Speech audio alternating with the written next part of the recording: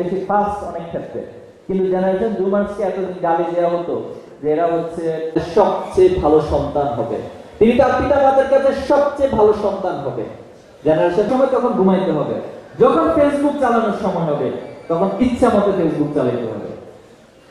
ছাত্র শিবিরের কর্মীকে জাস্টিফাই করতে হলে এক বাক্যে বলবে যে সে হচ্ছে আমাদের এই ক্লাসে আমাকে এভাবে তৈরি করতে হয় না, যদি পারি তাহলে আল্লাহ সাল্লাল্লাহু আলাইহি ওয়াসাল্লাম চরিত্রকে ধারণ করে রাসূল দীনিল্লাহি আফওয়াজা, যে মানুষ আজকে দলে দলে মানুষ ইসলামের কাতারে শামিল। কিছুই চাই, অনেক কিছু ইচ্ছা করি, অনেক কিছু সিদ্ধান্ত গ্রহণ করি, কিন্তু সেটার উপর যখন অন্যায়ভাবে মানুষকে মেরে ফেলা হচ্ছিল তখন এই জেনারেশন জুমা নতুন আশার আলো দেখিয়েছে। তাহলে আমাদের সম্পর্কে এই জেনারেশন জুমার সাথে গিয়ে পড়ে থাকি, তাহলে আমাদের সমাজকে যে অর্জনটা আমরা করে দিলাম এটা এতে প্রচুর পরিমাণ সময় আমরা নষ্ট করে থাকি।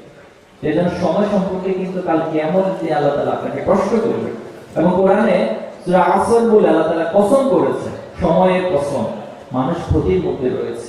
নগদের সর্বোচ্চ বার 167 টাকা রিচার্জে পাবেন 1 লাখ টাকা পুরস্কার, আরো আছে প্রতি সপ্তাহে পুরস্কার ও ক্যাশব্যাক। অনেকে বলে যে ইসলাম তো ভাই ক্ষমতা, তো ইসলাম জায়েজ নাই।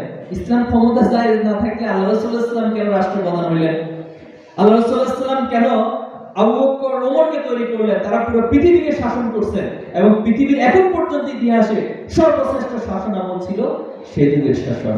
তো তাহলে আপনাকে যদি এই সমাজকে নেতৃত্ব দিতে হয়, সত্যিকার অর্থে আপনি চান জুলুমকে নিষ্পেষণ করতে, তাহলে এই সমাজের যে পরিচালনার জন্য যে যোগ্যতা দরকার, যে দক্ষতা দরকার, সেই দক্ষতা যোগ্যতা কর্মী ভাইদেরকে অর্জন করতে হবে। সেটার জন্য রাজি আছেন সবাই?